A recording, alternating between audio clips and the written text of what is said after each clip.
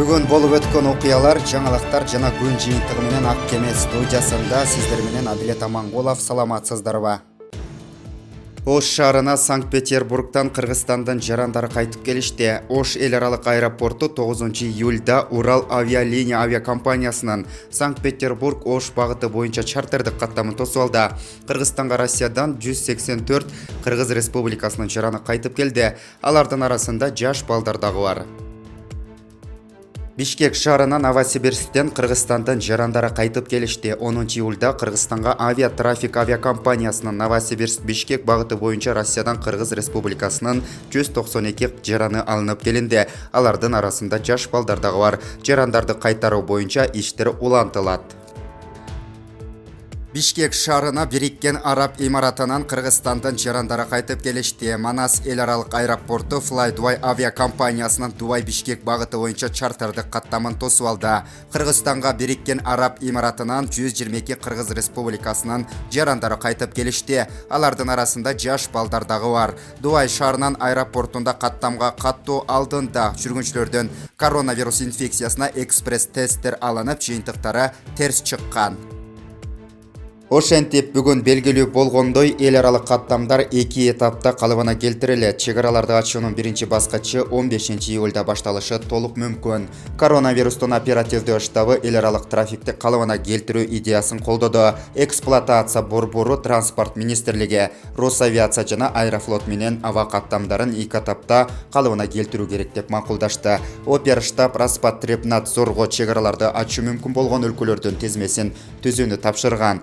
Бул өлкөлөрдөгү эпидемиологиялык кырдаал буга жол берет. Чек аралар коронавирустун пандемиясына байланыштуу коопсуздук чараларына ылайык, ошондой эле өз ара түшүнүү принцибинде, башкача айтканда, авиабазаны россиялыктарды киргизип жаткандар менен гана башташат. Россия Федерациясынын Транспорт министрлиги 13 июлга чейин биздин өлкөнүн аэропортторунун эл аралык каттамдарды калыбына келтирүүгө даярдыгын баалашы керек. Эске сала кетсек, Шереметово аэропорту 27 июльда эл аралык терминалы ачылгандыгын жарыялаган. Незигар Телеграм каналында Россиянын премьер-министри Михаил Мишустин мамлекеттик думага отчет берген күнү чек араларды ачуунун биринчи баскычы 15 июлда болот деп билдирди. Саясий ресурс, ошондой эле депутаттар чек аралардан көптүгүнө байланыштуу суроолорду берип, өкмөттүн аба каттамдарын калыбына келтирүүнү суранган, каттарды жазып жатышкандыгын айткан.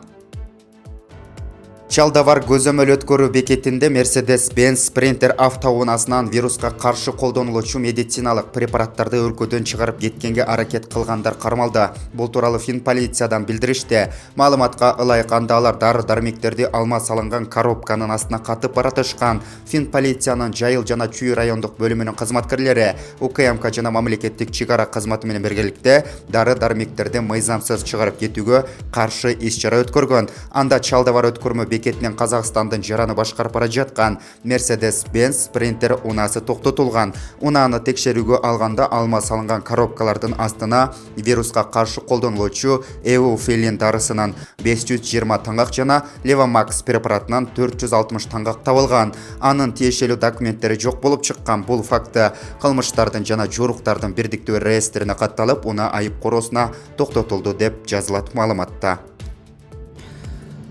Республикалык штабтын койгон тапшырмасына ылайык жана өзгөчө кырдаалдар министри Замирбек Аскаровдун тапшырмасынын негизинде Семетей пунктунда мурдагы Ганси авиабазасы кошумча 30 орунду жандандыруу бөлүмү даярдалды. Бул тууралуу өзгөчө кырдаалдар министрлигинин басма сөз кызматынан билдиришти. Ага ылайык бардык коммуникациялык шарттары каралган. Суу, электр энергиясы, канализация, андан тышкары жарандарга дем алуучу, керектүүчү суюк кислород берүүчү концентраторлорду орнотуу иштери жүргүзүлдү. Учурда бир эле мезгилде бейтаптар жаткан 112 орун качкылтек концентратору менен камсыздалууда. Өзгөчө кырдаалдар министри Замирбек Аскаров Семетей пунктунда жаткан жарандарга аларды тейлеп жаткан медициналык персоналдан өзгөчө кырдаалдар министрлигинин, ички иштер министрлигинин кызматкерлеринин кошумча шарттарын жакшыртуу максатында тиешелүү маселелерди чечүү үчүн жеринде иш алып барды. Бишкек шаарындагы мечиттерде жума намазын окуу убактылуу токтотулат. Бул тууралуу Кыргызстан мусулмандарынын дин башкармалыгынан билдиришти. Анда Кыргызстан мусулмандарынын алымдар кеңешинин чечиминин негизинде төмөндөгүдөй чечимдер кабыл алынганы айтылат. Кырдаал турукташканга чейин жума намазы убактылуу токтотулсун. Жума намазынын ордуна бешим намазы өз алдынча окулсун. 5 убак намаз мечиттерде санитардык талаптарды аткаруу менен аралыкты сактоо шарты менен окула берет. Жаназа намаздары маркумдун жакын туугандарынан жана аз кишинин катышуусунда үйлөрдө окулуусу сунушталат. Дин башкармалыгынын бул чаралар эпидемиологиялык абалды эске алуу менен инфекциянын жайылышын болтурбоо максатында кабыл алынганы кошумчаланат. Пандемия шартында ар тармактын өкүлдөрү жөнөкөй жарандардагы кайрымдуулук жасашып, медициналык жайларды зарыл болгон каражаттар менен камсыз кылууну колго алышты. Жардамдар өлкөнүн бардык аймактарына жөнөтүлүп жатат. Алсак бүгүн 9-июлда Талас облусуна кайрымдуу мекендештерден чогулган гуманитардык жардам жөнөтүлүп, райондорго таратылды. Бул тууралуу алып баруучу Нурсултан Майназаров тарабынан белгилүү болду. Маалым болгондой, облуска 7 кычкылтек концентратору, дары-дармектер, жеке коргонуучу каражаттар жана акчалай жардам көрсөтүлдү. Орусиядагы мекендештер кайрымдуулукка кол сунуп $8500 каражат которушкан. Талас облусунун аймагына 2 апталык чектөөлөр киргизилди. Бул тууралуу бүгүн 9-июлда өкмөттүн облустагы ыйгарым укуктуу өкүлү Марат Мураталиев тарабынан маалым болду. Облустук ыкчам штабтын чечими менен 2 апталык чектөөлөр киргизилди. Ага ылайык Талас Бишкек каттамы жүргүнчүлөр үчүн жабылды. Тагыраак айтканда, Талды булак постунан Талас каттоосу барлар гана өтө алат. Азык-түлүк, медициналык каражаттарды жана башка транзиттик маанидеги жүктөрдү ташыган унаалар гана облустун аймагына кирип чыга алат. Ал райондор аралык каттамдар токтотулган жок. Мындан тышкары мал базарлар жана футбол аянттары 2 аптага жабылды. Балдар кечки салкында футбол ойноп, тердеп барып жуунушат. Мындан улам өпкөнүн сезгенүүсү илдетине кабылышы мүмкүн деп оюн аянтчаларындагы жаптык, деди өкмөттүн облустагы ыйгарым укуктуу өкүлү. Социалдык тармактарда каза болгон адамдардын баштыкка салынган жансыз денесин казылган жерге биринин артынан экинчисин ыргытып жаткан видео тараган. Видео Бишкек шаарында жашыруун камера деген аталышта эл арасына жайылып, көпчүлүктү дүрбөлөңгө салды. Интернетке тарап кеткен видео боюнча муфтияттан билдирүү таратып, чындыкка дал келбей турганын кабарлашты. Социалдык тармактарда маркумдардын сөөгүн кабырга ыргытып жаткан видео тарап жатат. Бул чындыкка дал келбейт. Индия мамлекетинде тартылган видеону Бишкекте деп таратуу өз элине, жерине, мекенине болгон кыянатчылык. Мындай жалган маалымат тараткандардын жазасын Алла Таала өзү берсин деп жазылат билдирүүдө.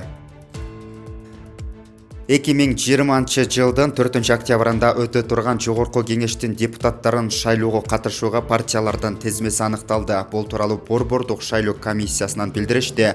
Ага ылайык шайлоо жана референдум өткөрүү боюнча Борбордук комиссиясына 44 саясий партиядан кабарлама келип түшкөн. Саясатчы Камчыбек Ташиев жана жубайы ооруканадан чыкты. Бул тууралуу ал өзүнүн социалдык тармактагы жеке баракчасына жазып чыкты. Урматтуу кыргыз калкым, биз бүгүн ооруканадан чыктык. Эми калган дарыланууну үйдөн улантабыз. Элимдин дубасы, ак тилектери, Кудайымдын буйругу менен ак халатчан баатырларыбыздын зор эмгектери бизди сактап калды. Миңдеген адамдардын суроолоруна, каалоолоруна жооп бере албадым. Туура түшүнүңүздөр. Барыңыздарга ыраазымын. Эми жашоом кайрадан башталды. Мындан кийинки өмүрүм элдикке, бардыгын элге дем бере өтөмүн. Бүгүнгүдөн баштап жардам берүүчүлөрдүн чоң армиясынын катардагы жоокеримин деп жазган ал. Буга чейин саясатчы Камчыбек Ташиев жана анын жубайы өпкөнүн сезгенүүсү илдети менен жабыркап жатканын уулу Таймураз ырастаган.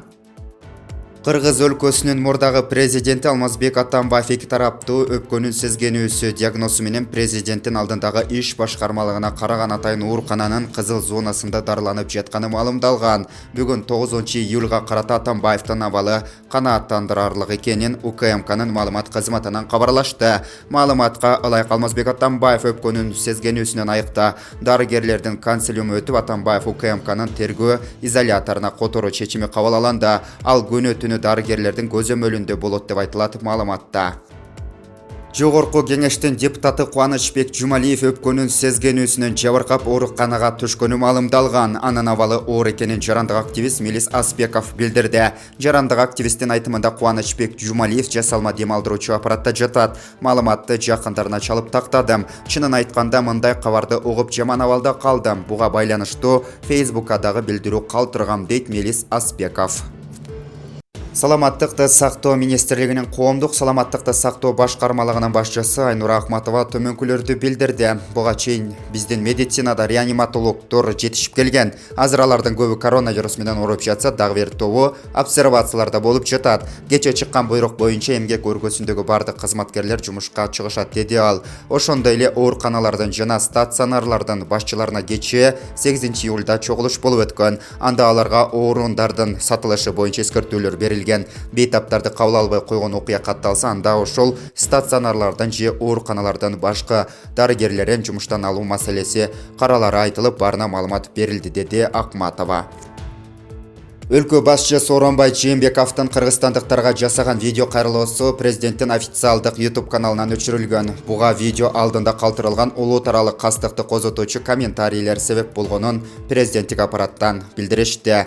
Видео алдында фейк аккаунттар аркылуу жасалган улут аралык кастыкты козотуучу адамдын намысына шек келтирилген. Деструктивдүү комментарийлер көп санда байкалган. Ошол себептүү видеону өчүрүп, кайрадан комментарий жазууга тыюу салып жүктөөгө туура келди, деп билдиришти президенттик аппараттан. Мурдагы вице-премьер-министр Алтынай Өмүрбекова Финпол тарабынан жүргүзүлүп жаткан иликтөөнүн алкагында суракка чакыртылды. Бул тууралуу бүгүн 10-июлда мекеменин басма сөз кызматынан кабарлашты. Экономикалык кылмыштуулукка каршы күрөшүү боюнча мамлекеттик кызматы тарабынан саламаттыкты сактоо министрлигиндеги айрым кызмат ээлеринин кээ бир фармацевтикалык компаниялардын кызыкчылыгын көздөп, коррупциялык иштерге баруу фактысы аныкталып, сотко чейинки кылмыш иши ачылган. Бул факты боюнча мурдагы вице-премьер-министр Алтынай Өмүрбекова дагы суракка чакыртылды. Учурда сотко чейинки териштирүү иштери улантууда, деп айтылат маалыматта. Буга чейин Финпол тарабынан жүргүзүлүп жаткан иликтөөгө мурдагы саламаттыкты сактоо министри Космосбек Чолпонбаев чакырылган. Алтынай Өмүрбекова 1-апрелде ээлеген кызматынан бошотулган. Биздин каналга катталып колдоо көрсөтүп коюңуздар. Ак Кеме студиясынан ыраазычылык билдирип, сиздер менен кайрадан көрүшкөнчө саламатта болуңуздар.